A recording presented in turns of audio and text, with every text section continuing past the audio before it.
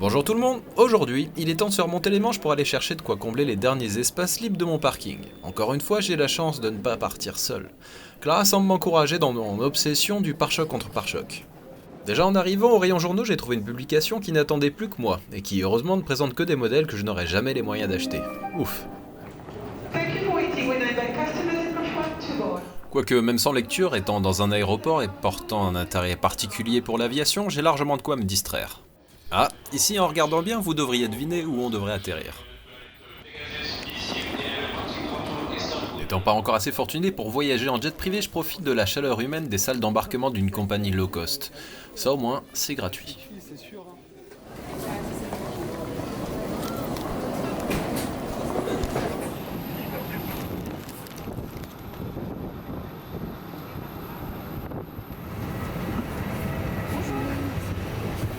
Comme le grand gamin que je suis, je fais un caprice pour avoir la place du hublot. Mais c'est pour vous. Allez, dépêche-toi.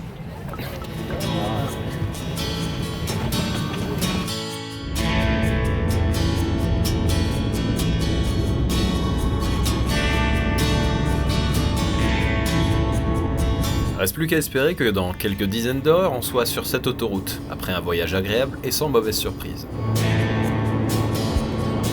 Profitons du ciel bleu, c'est sans doute la dernière fois qu'on le voit avant un moment.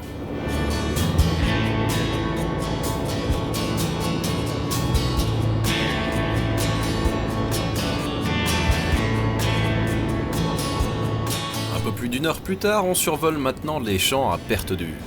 Des champs gorgés de flotte puisque oui, chez les Britons, on en manque rarement.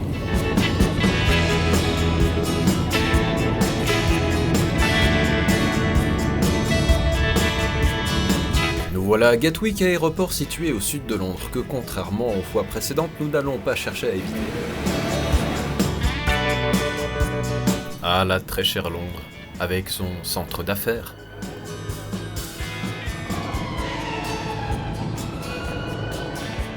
Son œil borgne, ses bus à étages, ainsi que ses manifestations anti-Boris, ses fabuleuses sessions d'exorcisme, et sa population, insensible au grondement des belles motorisations. Et ce n'est pas en rejoignant l'hôtel situé plus près de la côte que j'ai l'occasion d'étancher ma soif d'automobile, vous voyez ce que je veux dire. Par contre, du calme, ça, il y en a à revendre. De quoi se préparer mentalement pour la petite session de mécanique qui m'attend le lendemain.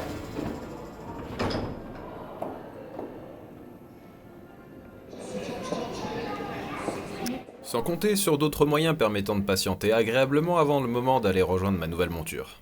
Il y a presque un an, Craig venait nous chercher en Jaguar XFR. Cette fois-ci, c'est en X5M qu'on rejoint le lieu de stockage de la nouvelle venue. Comme d'habitude, on y trouve également d'autres beaux spécimens. Alors oui, c'est presque le sosie de la 330 Ci que je vous ai présenté il y a quelques jours. Mes remarques sur un impossible potentiel achat d'une 46 similaire étaient donc parfaitement ironiques. J'ai acheté cette BMW en octobre et patienté 2 mois avant d'aller la chercher. Yeah, it's this rust. But Yeah. it's not gone through. It's you Yeah. can feel the lips still The there. seller promised me that there was no rust at all. I know. Évidemment, il y a quelques options que le vendeur ne m'avait pas signalées, à savoir les 2 points de rouille, heureusement très localisés. It's very good actually. Okay. But yeah, it's a little bit annoying, but it hasn't sort of gone through. Et oui, il met des gants. Comme quoi tout arrive. Bah, Et, sinon, et il a des chaussures en plus. ouais, elles sont belles mes chaussures pour faire la mécanique. Hein. Un peu trop, ouais. Autre surprise heureusement signalée par Craig peu après la transaction effectuée avec le vendeur, un alternateur en fin de vie, qui nous aurait bien gâché le trajet retour. J'ai donc pris la peine d'en commander un neuf à distance et vais donc maintenant tenter de le monter, en espérant que ce soit le bon.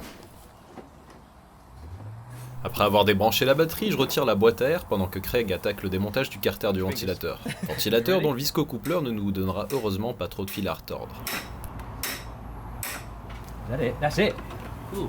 Excellent. That's good. I think we're okay. One success. That was scary. That's the moment when you don't know if you Yes. will be able to do Yes, anything. exactly. Look at that. And now we have space. Accessoires. Here is Après avoir déposé la courroie d'accessoires, je remarque que les galets tendeurs et enrouleurs sont assez bruyants, à remplacer plus tard. Donc, Yeah, yeah. Mate, so But as you say, that needs I doing. will have to. Yeah, you'll have to replace change them. that. But Yeah. it wasn't. That didn't sound noisy before. Yeah, so but you never Yeah. get in trouble just by hearing them. That's not good. no, les devises supportant l'alternateur sont serrées très fort, mais finalement, je parviens à en venir à bout sans causer de dommages. that's too tight. There's a lot of blue product Yeah, on this yeah, box. yeah, yeah. Good guy. You're on.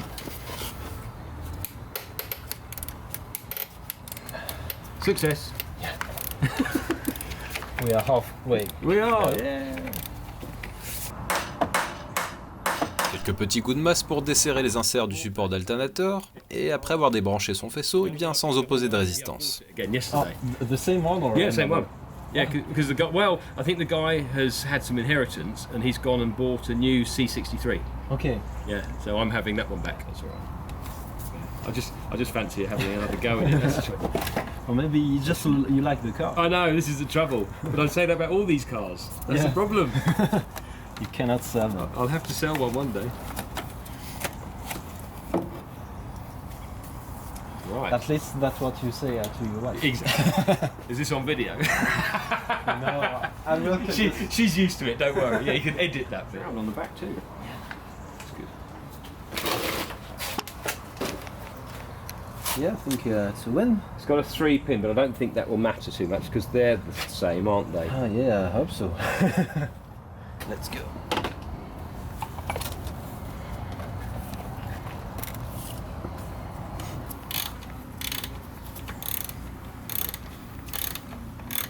Voyons voir si tout ça fonctionne comme il se doit.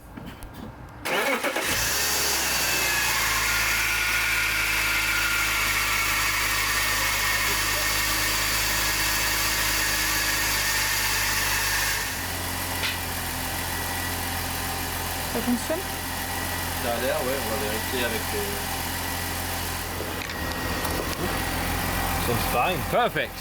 So you had lower values before? Yeah. Like 12 volts? Yeah. Good. That's good. Sorted. There we go. Perfect. Bien sûr, avant d'aller faire un petit tour, je ne résiste pas à l'envie de voir les quelques nouvelles venues de la collection de notre ami anglais. Nice and white. Yes. Proper 80s. Yes. So it's a they call it a vortex. Yeah. So a bit like, you know, the Peugeot did the dimmer. I remember Peugeot. for the Coupe GT, there is Yes. also a Vortex kit. Yes, that that's is in right. it. And that's the vortex kit. This one is quite nice. Yeah, it is. It's lovely. Yeah. Yeah. Yeah, it's actually a very nice one, that one. Yeah, 325 automatic. Isn't it? Yeah. Yeah. So it's Yeah. Yeah, you need to do that. Because they're just good fun. Yeah. You know, they handle very well. Yeah, 'cause I can't remember what the power is on these. Like it. Quand Craig m'a annoncé ce qu'il avait en stock, j'ai immédiatement pensé à vous, chers abonnés, qui, je suis sûr, devraient apprécier cette petite chose à sa juste valeur. Ce n'est plus seulement une Mercedes, c'est devenu une institution au fil des ans, et la valeur montante de ces exemplaires ne fait que le confirmer. Vous devez sûrement l'avoir déjà deviné, mais ce n'est pas n'importe quel W124. C'est une 500E dotée du fameux M119 5 litres. Et comme il est devenu rarissime d'en voir une, encore plus dans un tel état de conservation, j'ai osé demander une petite sortie sur route ouverte, sous prétexte d'un besoin urgent d'aller visiter le bistrot du coin. You'll have to wait maybe, I don't know, 5 years. Yeah. That'll be okay. Yeah, I think you're right.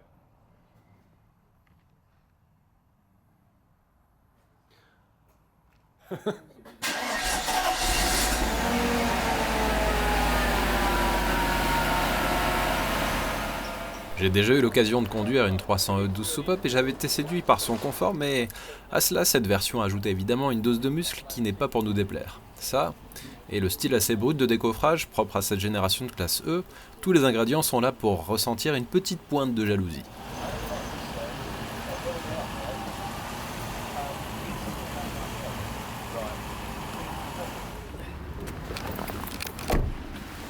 So yeah, these. Okay. Yeah. Quite visible. Yes, they are.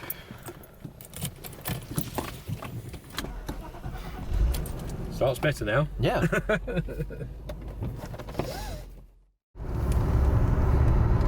Ouais, il est confortable en tout cas. Je suis bien.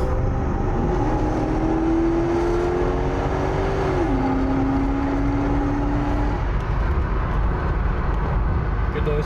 Yeah. Gentle boat. Yeah, gentle, yeah.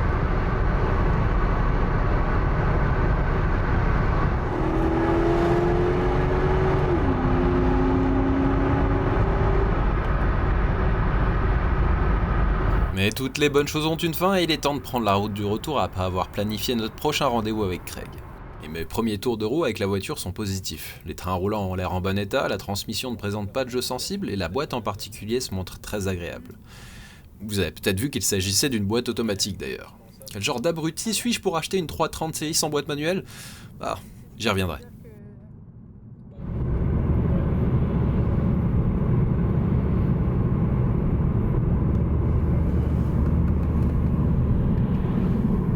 Avant de quitter la Grande-Bretagne, on fait un petit crochet pour quelques courses histoire de tordre le cou à l'idée qu'il n'existe rien de comestible là-bas. Si notre dernier passage en douane avec le ML nous avait valu une petite fouille à la recherche de clandestins planqués entre deux cylindres du V12 Aston, cette fois-ci, on a droit au contrôle de produits stupéfiants. Manifestement, les coupés BMW ne visent pas le même public. Darf ich Sie um Ihre Aufmerksamkeit bitten? Aus Sicherheitsgründen bitten wir alle Passagiere, sich an die schwarz-weiß gezeichneten Gehwege zu halten.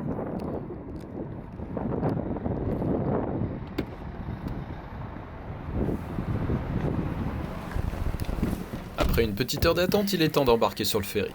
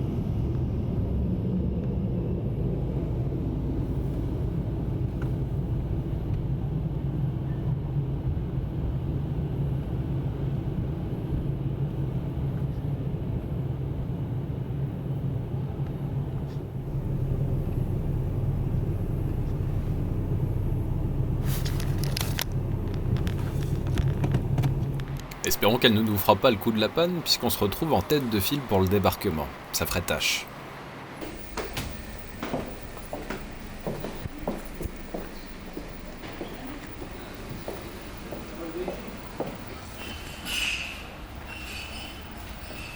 La coupe de champagne offerte à bord permet de célébrer cette énième arrivée dans le cheptel déjà bien fourni. Mais certains, ou plutôt certaines, ne participent pas à l'euphorie, redoutant les effets de la houle, probablement. Open and all items except alcohol and tobacco are available for purchase. Comply with British Customs regulations. The sale of alcohol and tobacco products will commence 20 minutes. Une heure et demie plus tard, les côtes du Pas-de-Calais sont en vue. Finalement, la traversée s'est faite sur une mer d'huile.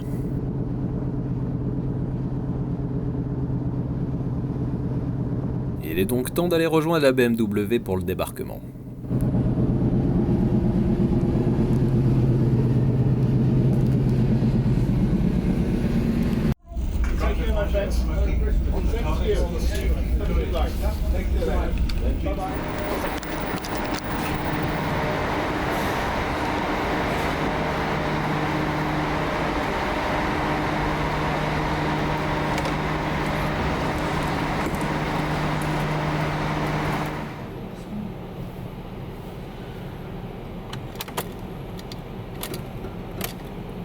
C'est une blague. Non, c'est pas une blague. Finalement, elle nous le fait le coup de la panne. Il semble qu'il y ait encore un souci électrique. Heureusement, le personnel de bord est habitué à ce cas de figure et un rapide coup de booster permet de démarrer et de quitter le bord sans trop de retard.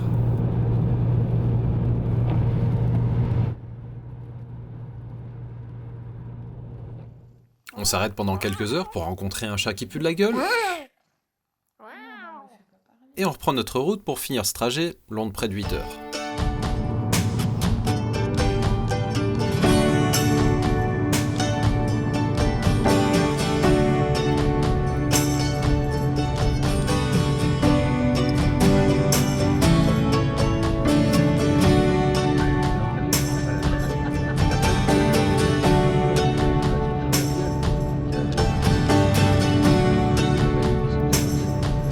Clara prend le volant sur ce qui est après tout en France le siège passager, pour elle aussi profiter des qualités routières indéniables de cette E46.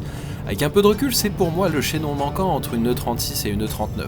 Si ce n'est pas le meilleur des deux mondes, c'est en tout cas un compromis extrêmement bien réussi, qui prend tout son sens sur ce genre de parcours.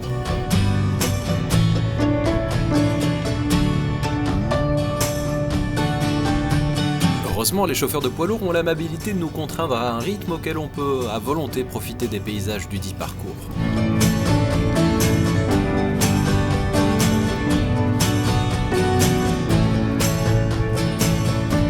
La dernière section du retour nous fait emprunter des départementales bien revêtues qui nous permettent par ailleurs de parfaire la moyenne de conso très honorable pour un 6 cylindres de 3 litres de cylindrée.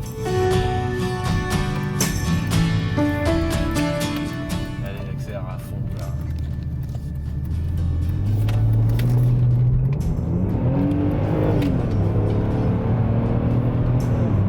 Et nous voilà enfin arrivés avec un quasi sans faute de la part de notre bavaroise. Le lendemain, j'attaque la résolution du souci électrique. Premièrement, l'interrupteur de fermeture du capot était en cause et déclenchait aléatoirement l'alarme silencieuse. Un indice m'a mis sur la piste, à savoir l'absence de validation de fermeture par les feux de détresse. En parallèle, je vérifiais également la consommation électrique à l'aide d'un multimètre et d'une caméra qui va permettre d'observer pendant plusieurs heures les éventuelles variations excessives. Ce test ne révélera rien de notable. Pour le réaliser, placez le positif du multimètre sur la borne de l'ampèremètre, puis court-circuitez la borne négative de la batterie afin que l'intensité du courant soit mesurée par l'appareil. Ayant eu tout de même un doute sur la consommation du système audio, mes investigations m'amènent à découvrir par hasard une tentative avortée de brancher une prise auxiliaire au poste d'origine. Les 3 fils étaient dénudés et en contact, ce qui provoquait des dysfonctionnements assez curieux du système audio. J'ai fini par terminer ce travail un peu bâclé et dorénavant, voilà quelque chose qui fonctionne impeccablement.